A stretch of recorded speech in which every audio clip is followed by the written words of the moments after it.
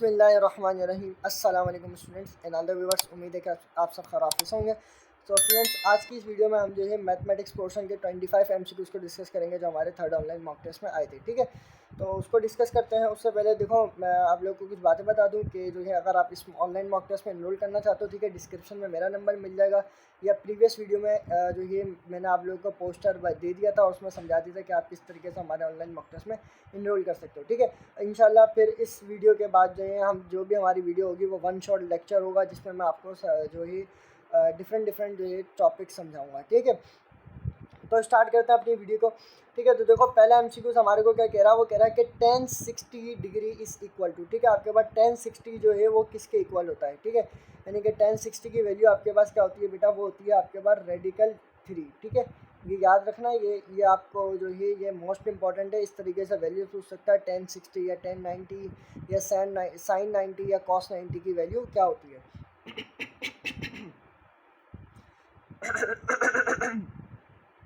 Second MCQs में देखो वो आपको क्या बोल रहा है, वो कह रहा है if n is not perfect square then radical n is. ठीक है, वो कह रहा है अगर आपके पास n जो है, n यहाँ पे कोई भी नंबर है वो परफेक्ट स्क्वायर नहीं है, ठीक है, तो फिर रेडिकल n क्या होगा, इंटीजर होगा, इरेशनल नंबर होगा, या रेशनल नंबर होगा, या फिर आपके पास नेचुरल नंबर होगा। अब देखो जाहिर बात है, अगर आपके पास n जो है वो n यहाँ पे अगर कोई परफेक्ट स्क्वायर नहीं है, जैसे कि आपके पास फोर का परफेक्ट स्क्वायर होता है 2 का स्क्वायर, ठीक है, इस तरीके से होता है। जैसे 9 है, 9 का परफेक्ट स्क्वायर आपके पास क्या होता है, 3 का स्क्वायर। ठीक है, तो अगर ये नहीं है, इसके अलावा कोई भी नंबर है, जैसे आपके पास जो है आपके पास 3 है, या फिर आपके पास 5 है, ठीक है, इस तरीके के नंबर है, अगर आप उसका रेडिकल निकालोगे तो इसका रेडिकल जब निकालते हो रेडिकल 3, तो ये आपके पास कौन सा नंबर होता है, इर्रेशनल नंबर होता है। तो सीधी सीधी बात है, आपके पास ये क्या होगा, इर्रेशनल नंबर होगा। ठीक है, अच्छा थर्ड एमसीक्यू में देखो वो आपको क्या बोल रहा है, वो कह रहा है limit x approaches to 4 x cube minus का 4x square divided by 2x square minus का 32, ये किसके इक्वल होगा। ठीक है, देखो अब आपको ये एमसीक्यू दिया जा रहा है लिमिट वाला। ठीक है, अब हम देखो सबसे पहले क्या करते हैं, सवाल क्या है आपके पास, लिमिट x अप्रोचेस टू 4, ठीक है, फिर आपके पास है एक्स क्यूब माइनस का 4x स्क्वायर, ठीक है, डिवाइड में आपके पास क्या हो जाएगा 2x स्क्वायर माइनस का 32। ठीक है, हम सबसे पहले क्या करते हैं बेटा, अप्लाई करते हैं लिमिट को। ठीक है, तो आपने क्या करना है, अप्लाइंग लिमिट। ठीक है, आपने पहले लिमिट को अप्लाई करो बेटा, जो भी होगा आपने पहले ये चेक करना होता है कि लिमिट अप्लाई करने के बाद आपके पास आंसर क्या आ रहा है। अगर आपके पास जैसे मिसाल के तौर पर आंसर आता है 0/0, ठीक है, या 0 आ जाता है, या इन्फिनिटी आ जाता है, या इन्फिनिटी अपॉन इन्फिनिटी आ जाता है। ठीक है, ये बेसिक कॉन्सेप्ट बता रहा हूँ लिमिट का। अगर ये जो इन टर्म्स में आपके पास अगर आंसर आता है, तो आपने क्या करना होता है, क्वेश्चन को जो है सिंप्लीफिकेशन करनी होती है, उसे सॉल्व करना होता है। ठीक है, जब आप उसे सॉल्व करोगे, ठीक है, और फिर उसके बाद कोई जो आपके पास आंसर आएगा, यानी कि अगर उसके बाद जो है आपके पास कोई भी एक अननोन नंबर आ सकता है, ठीक है, अगर उसको सॉल्व करने के बाद आपने लिमिट अप्लाई करी, फिर मतलब कोई अननोन नंबर आ रहा तो आपका आंसर होगा। अगर उसके बाद भी यही मजीद फॉर्म बनती है तो आपने और उसकी सिंप्लीफिकेशन करनी होती है। ठीक है, अब इसको अप्लाई करते हैं, लिमिट को आपने अप्लाई करी तो 4 का क्यूब माइनस 4 और ये स्क्वायर डिवाइड में आपके पास क्या आ जाएगा 2, 4 का ऊपर और ये माइनस का 32। ठीक है, तो देखो आपके पास आंसर आएगा 0/0। ठीक है, ये आप इसको सिंप्लीफिकेशन करना, आपके पास आंसर 0/0 आएगा। ठीक है, अब जब 0/0 आपके पास आंसर आ रहा है, तो अब हमें क्या करना है बेटा, यहाँ पे इसकी सिंप्लीफिकेशन करनी है। ठीक है, अब यहाँ पे इसको सॉल्व करना है। तब अब जब इसको आप सॉल्व करोगे तो कैसे करोगे, अब देखो यहाँ पे कुछ ना कुछ ऐसा मेथड लगाओ, कोई ना कोई ऐसा लॉजिक लग रहा होगा कि जिससे ये सॉल्व हो रहा होगा। ठीक है, अब मैं अगर यहाँ पे देखूँ कि मेरे पास ऊपर से यहाँ से एक्स स्क्वायर जो है यहाँ से कॉमन आ रहा है, ठीक है, सॉरी एक्स यहाँ से कॉमन आ रहा है। ठीक है, मैंने यहाँ से एक्स को कॉमन ले लिया। ठीक है, डिवाइड में मैं तो यहाँ पे क्या बचेगा, मेरे पास एक्स स्क्वायर माइनस का 4 बचेगा यहाँ पे। ठीक है, सॉरी एक्स स्क्वायर को कॉमन ले लेता हूँ, यहाँ पे बचा मेरे पास एक्स माइनस 4। ठीक है, डिवाइड में मैंने क्या करा, 2 कॉमन ले लिया, तो मेरे पास क्या बचेगा, एक्स स्क्वायर माइनस का 16 ऐसे ही बचा। तो ये क्या हो जाएगा, एक्स माइनस 4।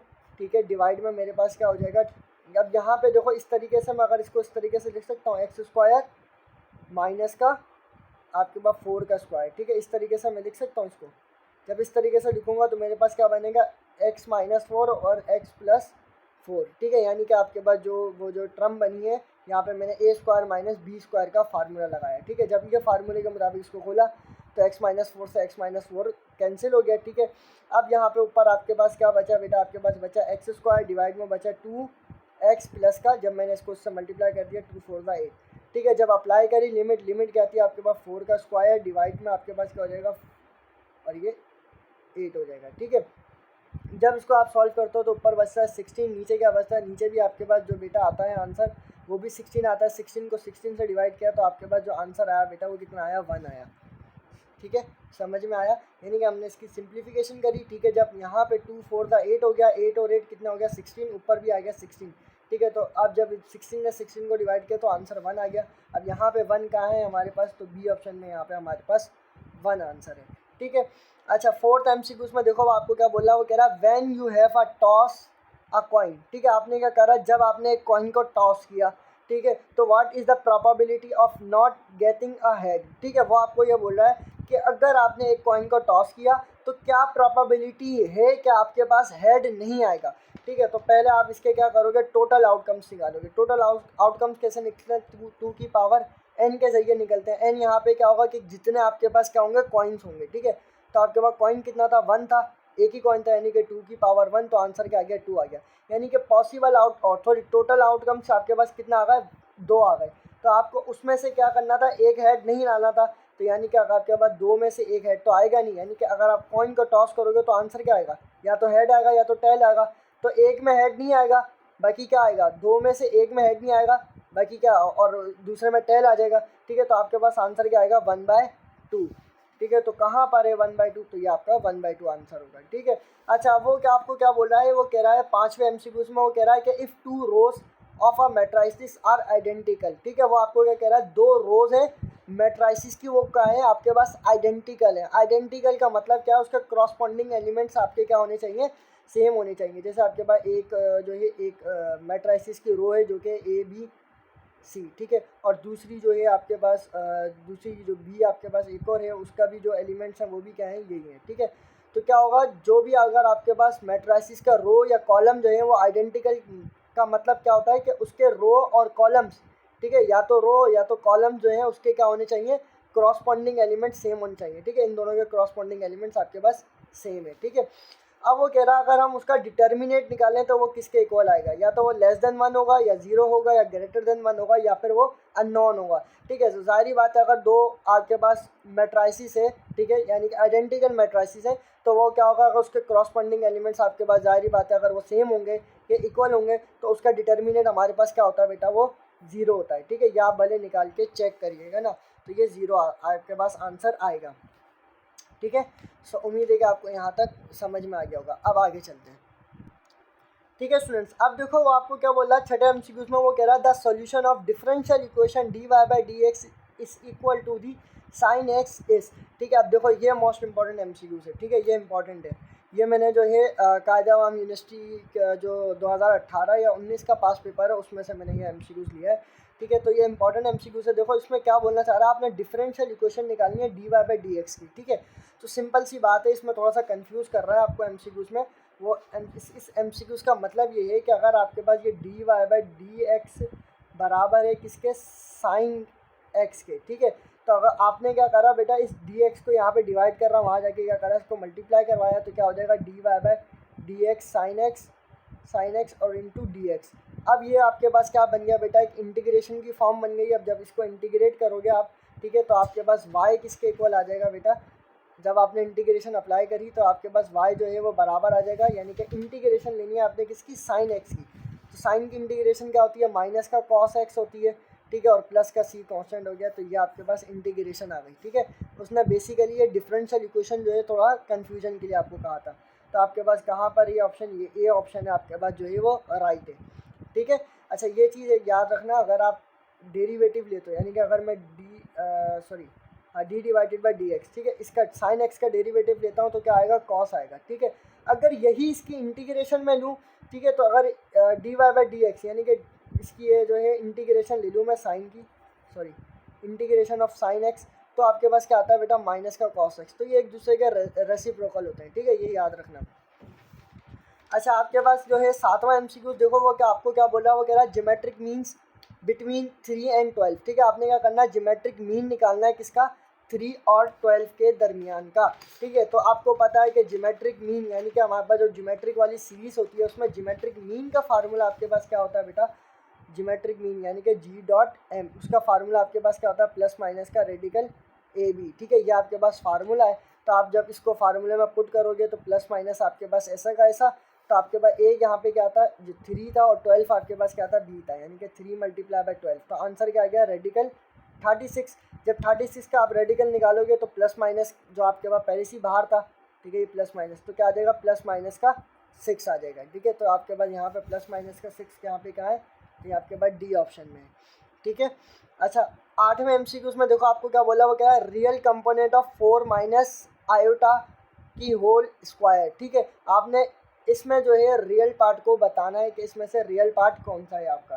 ठीक है, तो देखो सिंपल सी बात है कि आपके पास यहाँ पे फार्मूला लग रहा है a माइनस बी का होल स्क्वायर का फार्मूला। ठीक है, आपको पता है कि a minus b whole square का फार्मूला किसके बराबर होता है, अगर a minus b whole square बराबर होता है a स्क्वायर माइनस का 2ab प्लस का b स्क्वायर। ठीक है, जब इसको पुट करोगे आपने तो 4 का स्क्वायर माइनस 2 आपके पास ऐसा का ऐसा, ठीक है, और ये आयोटा और ये आपके पास हो जाएगा प्लस आयोटा स्क्वायर। ठीक है, तो आपके पास आंसर क्या आएगा बेटा, 16 माइनस का ये हो जाएगा 8 आयोटा। ठीक है, और जब आयोटा स्क्वायर आपको पता है किसके बराबर होता है, -1 के बराबर। ठीक है, तो 16 माइनस 1 कितना हो जाएगा, 15 माइनस का 8 आयोटा। तो यहाँ पे रियल पार्ट आपका कौन सा है, वो ये 15 है, और इमेजनरी पार्ट आपके पास कौन सा है, 8 आयोटा। ठीक है, जिसके साथ आयोटा होता है वो इमेजनरी पार्ट होता है। तो उसमें रियल पार्ट का पूछा था, तो रियल पार्ट कितना आ रहा है, 15, तो 15 यहाँ पर कहाँ है, तो आपके बी ऑप्शन में यहाँ पे 15 है। ठीक है, अच्छा देखो नवा MCQ बेसिक से MCQ से, बेसिक MCQ उसने आपसे सीधा सीधा पूछा था।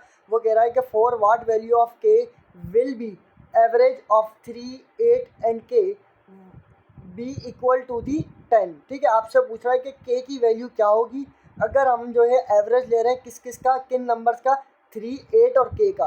ठीक है, और वो इक्वल है किसके, 10 के। अब देखो एवरेज का आपके पास फार्मूला क्या होता है बेटा, एवरेज आपका जो है वो इक्वल होता है किसके, सम ऑफ नंबर्स।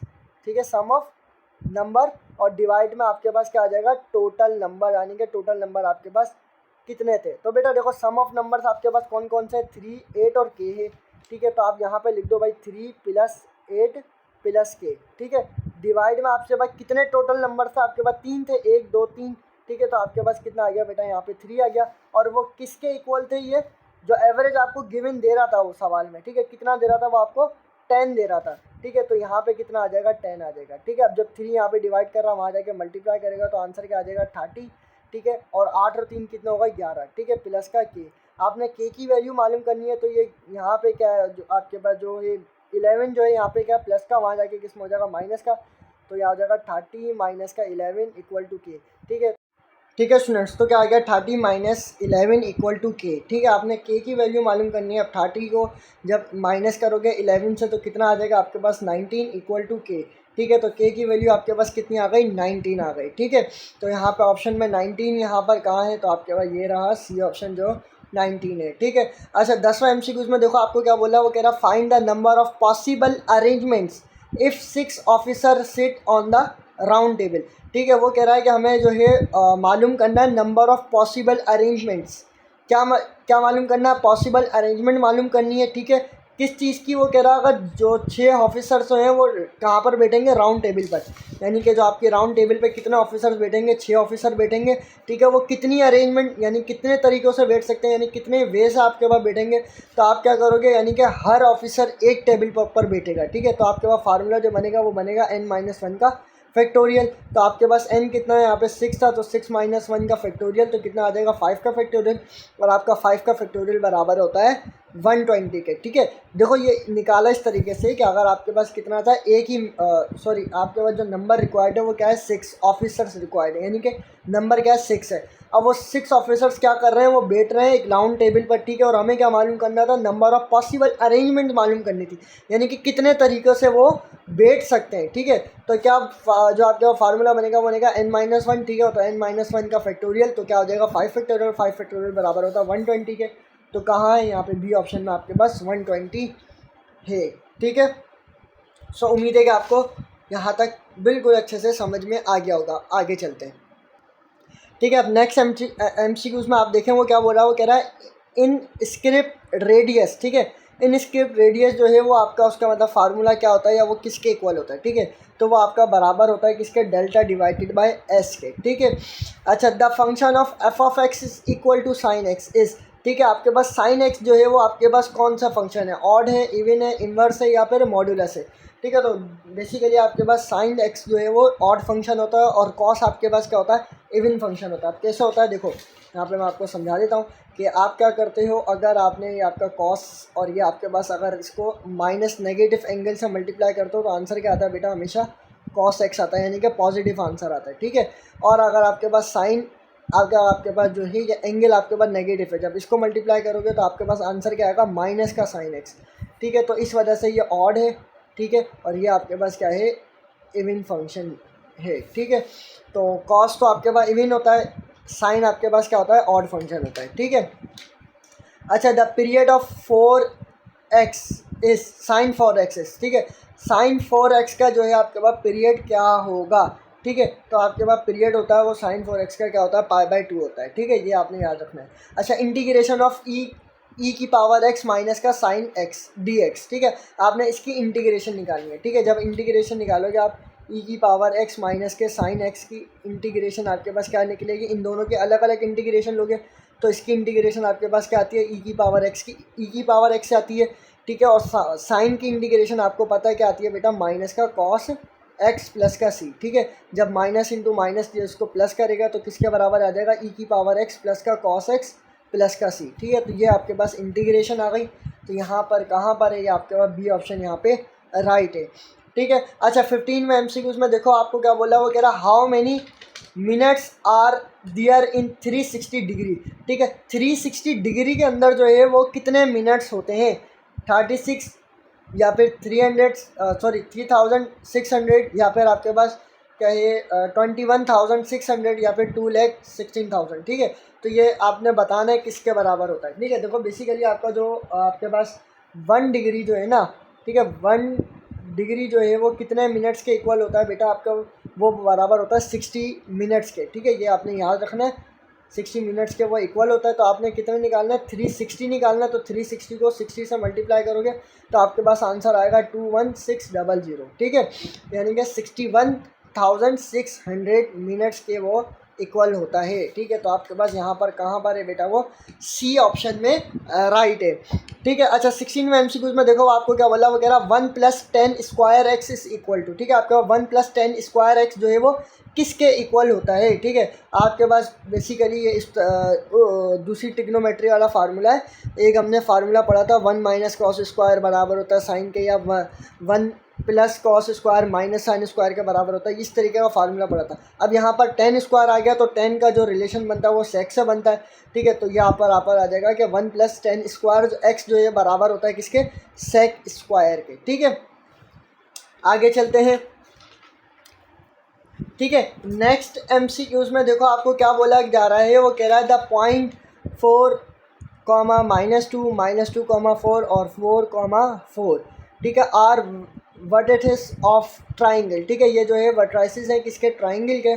तो हमें क्या मालूम करना है, सेंट्रॉइड मालूम करना है, ठीक है। अब देखो सेंट्रॉइड का आपको फार्मूला मालूम होना चाहिए, मिड पॉइंट, सेंट्रॉइड, डिस्टेंस, ठीक है। और जो है एक्सटर्नल डिवीजन, इंटरनल डिवीजन, ये बहुत सारे फार्मूले होते हैं, ये आपको मालूम होने चाहिए, ठीक है। अब देखो यहाँ पे सेंट्रॉइड का फार्मूला आपके पास क्या होता है बेटा, x1 + का x2 + का x3, ठीक है, डिवाइडेड बाय 3, ठीक है। और होता है y1 + y2 + y3 divided by आपके पास क्या आ जाएगा बेटा, 3 आ जाएगा, ठीक है। जब इसको आप जो है इसमें वैल्यू को पुट करो, ये आपका क्या होगा, x1 होगा, ठीक है। ये आपका क्या होगा शुरू वाली, ये x2 होगा और ये आपका क्या होगा बेटा, x3 होगा। ये इसी तरह y1, y2 और ये y3, ठीक है। अब जब इसको इन वैल्यूज़ के अंदर, इसके अंदर फार्मूले के अंदर आप पुट करोगे तो आपके पास जो आंसर बनेगा वो बेटा बनेगा 2, 2, ठीक है। या आप जो है रख के चेक करना, या आपका जो एक तरीके से समझ लो होमवर्क है, या आपने खुद से चेक करना है। तो आपके पास आंसर क्या आएगा बेटा, 2, 2 आएगा, ठीक है। अच्छा, वो MCQs में आपको क्या बोला, वो कह रहा find the eccentricity of hyperbola x² divided by 4 - y² divided by 9 = 1, ठीक है। तो इसका आंसर क्या होगा, ठीक है स्टूडेंट्स। अब देखो हम इसको किस तरीके से सॉल्व करेंगे, हम जो हमारे पास ये MCQs है तो बेसिकली हमारे पास क्या है, x square divided by 4 minus का y square divided by 9 equal to 1। ठीक है, तो मैं इसको इस तरीके से लिख सकता हूँ, एक्स स्क्वायर 2 का square minus y square divided by 3 का स्क्वायर इक्वल टू 1। ठीक है, तो अब ये मेरे पास क्या हो जाएगा, ये ए की वैल्यू हो जाएगी, मेरे पास बी की वैल्यू हो जाएगी। तो ए की वैल्यू मेरे पास क्या आ गई 2, बी की वैल्यू मेरे पास क्या आ गई 3 आ गई। ठीक है, अब मैंने क्या करना है, यहाँ पे पहले मैं ई को मालूम करूँगा कि ई हमारे पास जो एसेंट्रिसिटी है वो क्या पर यहाँ पे क्या है। ठीक है, तो ई का फार्मूला हमारे पास क्या है, सी अपॉन ए। ठीक है, मुझे ये चीज़ मालूम करनी है। अब यहाँ पे मेरे पास ए और बी की वैल्यू आ गई, सी की वैल्यू नहीं है।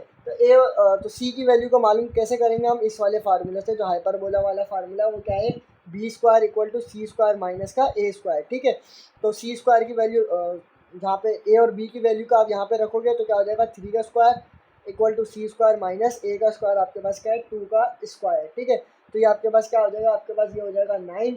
ठीक है, ये बराबर हो जाएगा सी स्क्वायर इक्वल टू माइनस का 4। ठीक है, जब ये इधर जाएगा तो कितना हो जाएगा 13 इक्वल टू सी स्क्वायर। तो हमें क्या करना है, रेडिकल ख़त्म, स्क्वायर को ख़त्म करना है, तो क्या कर देंगे, रेडिकल लगा देंगे। तो आपके पास सी की वैल्यू क्या आ जाएगी बेटा, वो यहाँ पर आ जाएगी रेडिकल √13। ठीक है, √13 आ गई। अब इसको इस वैल्यू में जब पुट करोगे तो आपको एसेंट्रिसिटी आपको मिल जाएगी, जो कि क्या आ जाएगी, रेडिकल 13 डिवाइडेड बाई ए, आपके पास यहाँ पे क्या था 2, तो आपके पास ये आंसर आ जाएगा। ठीक है, तो यहाँ पर कहाँ है आपके पास, यहाँ पे सी ऑप्शन में जो है आपके पास रेडिकल √13 डिवाइडेड बाई 2 यहाँ पे आंसर आ रहा है। ठीक है, अच्छा नेक्स्ट एमसीक्यूज में देखो आपको क्या बोला हुआ, कह रहा arithmetic mean between radical 2 and 3 radical 2। ठीक है, आपने क्या करना है, इन दोनों के बीच का अर्थमेटिक मीन निकालना है। ठीक है, अर्थमेटिक मीन का आपको फार्मूला मालूम होगा, अगर नहीं मालूम तो बता देता हूँ, a + b डिवाइडेड बाई 2। ठीक है, ये आपके पास फार्मूला होता है किसको, अर्थमेटिक मीन को मालूम करने का। ठीक है, तो आपके पास क्या था, रेडिकल 2 था, प्लस का आपके पास क्या था 3 रेडिकल 2 डिवाइडेड बाई 2। अब आपने यहाँ से क्या करा, अब यहाँ से आप जो है रेडिकल, हाँ ठीक है, आपने क्या करा, रेडिकल 2 का आपने बाहर ले लिया। ठीक है, जब आप रेडिकल 2 को यहाँ से आप बाहर ले लेते हो, ठीक है, तो आपके पास यहाँ पे क्या बचता है, आगे करते हैं। ठीक है स्टूडेंट्स, अब आप देखो यहाँ पे क्या कर रहा है, आपने रेडिकल 2 को जब बाहर ले लिया तो आपके पास क्या बचा, 1 + 3 बचा, डिवाइड में आपके पास क्या बचा 2। तो अब जब इसको मज़ीद सॉल्व करोगे तो 3 + 1 कितना हो जाएगा, यहाँ पे 4 हो जाएगा। ठीक है, रेडिकल 2 यहाँ पे हो जाएगा 4 डिवाइडेड बाई 2, 2 1 = 2, 2 2 = 4। जब 2 ने रेडिकल 2 को मल्टीप्लाई किया तो आंसर क्या आ जाएगा बेटा, 2 रेडिकल 2। तो आपके पास यहाँ पर कहाँ है, रेडिकल 2, तो आपके पास ए ऑप्शन यहाँ पे राइट है। ठीक है, अच्छा सेकंड एमसीक्यूज में आपको बोला 10 0 की वैल्यू क्या होगी, 10 0 की बेटा हमेशा वैल्यू जो क्या होगी 0 ही होगी। क्यों, देखो आपको एक लॉजिक यहाँ पे थोड़ा समझा देता हूँ। 10 बराबर किसके होता है, साइन अपॉन साइन, 10x बराबर होता है sine x upon cos x के। ठीक है, अब यहाँ पे आपके पास जब 10 0 की वैल्यू बोल रहा है तो इन दोनों की वैल्यू भी क्या होगी, 0 होगी। ठीक है, तो क्या हो जाएगा 0/1 आ जाए, आंसर आ जाएगा, क्योंकि cos 0 1 के बराबर होता है और sin 0 0 के ही बराबर होता है। ठीक है, तो इससे वजह से आपका आंसर क्या आएगा, 0 आएगा। अच्छा नेक्स्ट एमसीक्यूज में आपको क्या बोला जा रहा है, वो कह रहा है a coin toss 5 times then n of s is equal to. ठीक है, आपको क्या बोल रहा है, एक कॉइन है जिसको हम 5 टाइम्स जो है वो क्या कर रहे हैं, टॉस कर रहे हैं। ठीक है, तो हमारे पास क्या आएगा, वो किसके इक्वल होगा। बेसिकली आपको टोटल आउटकम्स निकालने। ठीक है, टोटल आउटकम्स का आपको पता फार्मूला क्या होता है, 2 की पावर n। ठीक है, तो आपके पास कितना टाइम्स बोल रहा है, 5 टाइम्स, तो 5 आ जाएगा, 2 की पावर 5 बराबर होता है 32 के। ठीक है, तो आंसर यहाँ पे ए ऑप्शन आपका राइट है। अच्छा नेक्स्ट एमसीक्यूज में आपको बोला जा रहा है, वो कह रहा है if a is equal to 1, 2, 3। ठीक है, and b is equal to 0, 4, 5, find the number of subsets of a union b. ठीक है, हमें क्या करना है, ए यूनियन बी का सबसेट्स निकालने। ठीक है, अब यहाँ पे कुछ बच्चे क्या करते हैं, इसका सबसेट जो है इस वाले सेट का सबसेट निकाल लेंगे और इसके टोटल सबसेट्स निकाल लेंगे। हमें बेसिकली निकालना है ए यूनियन बी का सबसेट। ठीक है, तो अगर आपको ए सेट आपको क्या दे रहा है, वो दे रहा है 1, 2, 3, और आपको बी सेट दे रहा है यहाँ पर क्या 0, 4, 5। ठीक है, ये दो सेट आपको दे रहा है। अब हम पहले मैं क्या करूँगा, इन दोनों का यूनियन को निकाल लूँगा। जब इन दोनों का यूनियन हमारे किसके बराबर आ जाएगा, तरतीब से लिख दो 1, 2, 3, 4, 5। ठीक है, अब मुझे क्या करना है, पॉसिबल सबसेट्स निकालने हैं, तो उसका फार्मूला क्या होता है 2 की पावर n। ठीक है, तो आपके पास कितने एलिमेंट्स हैं, यहाँ पे 6 एलिमेंट्स है, तो 2 की पावर 6 आ जाएगा। ठीक है, यहाँ पे आप गिनो 6 एलिमेंट्स है, तो 2 की पावर 6 जो है वो बराबर होता है किसके बेटा, 64 के। ठीक है, तो यहाँ पर कहाँ है बेटा 64, तो आपके पास ए ऑप्शन में यहीं पर 64 लिखा हुआ है। ठीक है। तो इस तरीके से ये आपका राइट ऑप्शन है, ठीक है। उम्मीद है कि आपको यहाँ तक समझ में आ रहा होगा, ठीक है। आगे चलते हैं आखिरी के जो लम्हात MCQ से, ठीक है स्टूडेंट्स। अब देखें 23 जो हमारा MCQs है वो कौन सा वो क्या बोल रहा है, वो कह रहा है कि if two angles of triangle are 40 degree and 80 degree then the third angle is, आपको बोला है कि हमें दो एंगल गिवन दिए जा रहे हैं 40 डिग्री और एक 80 डिग्री, ठीक है। तो थर्ड एंगल आपके पास कौन सा होगा। तो देखो बेसिकली आपको मालूम है कि अगर हमारे पास कोई एक ट्राइंगल होता है, ठीक है, तो उसका हमें पता है जो एंगल का सम है वो किसके इक्वल होता है, यानी कि alpha plus beta plus gamma. ये हमारे पास 3 एंगल है तो उनका सम किसके इक्वल होता है 180 डिग्री के, ठीक है। ये आपको मालूम है, ठीक है। तो हमें दो एंगल गिवन दिए जा रहे हैं जो कि क्या है, एक 40 डिग्री है प्लस आपके पास क्या है 80 डिग्री, ठीक है। हमें थर्ड मालूम करना है जो कि क्या है गामा, गामा हमें मालूम करना है। तो 180 के बराबर आएगा। इन दोनों का सम करोगे कितना आ जाएगा 120 प्लस का गामा इक्वल टू 180, ठीक है। जब ये प्लस का उधर जाएगा किस में हो जाएगा माइनस का, तो 180 माइनस का आपके पास क्या आ जाएगा बेटा 120, ठीक है। जब इसको इसमें से माइनस करा तो आपके पास आंसर कितना आएगा यहाँ पे 60 डिग्री। तो आपके पास जो तीसरा एंगल होगा वो कौन सा होगा बेटा 60 डिग्री का होगा, यानी कि 6A वाला ऑप्शन यहाँ पे राइट है। अच्छा 24वें MCQs में आपको क्या बोला, वो कह रहा boundary of circle is called, यानी कि जो सर्किल की बाउंड्री होती है ना, ये सर्किल है तो ये सर्किल की जो बाउंड्री है, ठीक है, ये बॉर्डर है जो, ठीक है, तो ये आपके पास क्या कहलाता है, तो ये आपके पास बेसिकली सरकमफेरेंस कहलाता है, ठीक है। और रेडियस क्या होता है, जो आपके पास सर्किल का हाफ होता है वो आपके पास क्या होता है डायमीटर, और डायमीटर का जो हाफ होता है यानी कि सेंटर पॉइंट से लेके जो सर्किल तक के बॉर्डर को टच कर जाए वो हमारे पास क्या कहलाता है बेटा रेडियस कहलाता है, या डायमीटर का हाफ या रेडियस का डबल आपके पास डायमीटर, इस तरीके से जो मज़ीद डेफिनेशन बनती है, ठीक है। तो अच्छा लास्ट MCQs में आपको क्या बोला पड़ेगा सेक 45 इज़ इक्वल टू, ठीक है, सेक 45 जो है वो आपका किसके इक्वल होता है, सेक 45 की वैल्यू होती है आपके पास बेसिकली रेडिकल 2, ठीक है। सो उम्मीद है कि स्टूडेंट्स आपको ये सारे MCQ समझ में आ गए होंगे, ठीक है। तो और आपको ये वीडियो अच्छी लगी, ठीक है, अगर आपको ये वीडियो अच्छी लगी तो काइंडली वीडियो को लाइक कीजिएगा, अपने फ्रेंड्स के साथ लाजमी शेयर करिएगा, ठीक है। अगर आपका कोई भी मज़ीद क्वेश्चन है आप मेरे से कमेंट में पूछ सकते हैं, ठीक है। सो जज़ाकल्लाह, दुआओं में याद रखिएगा।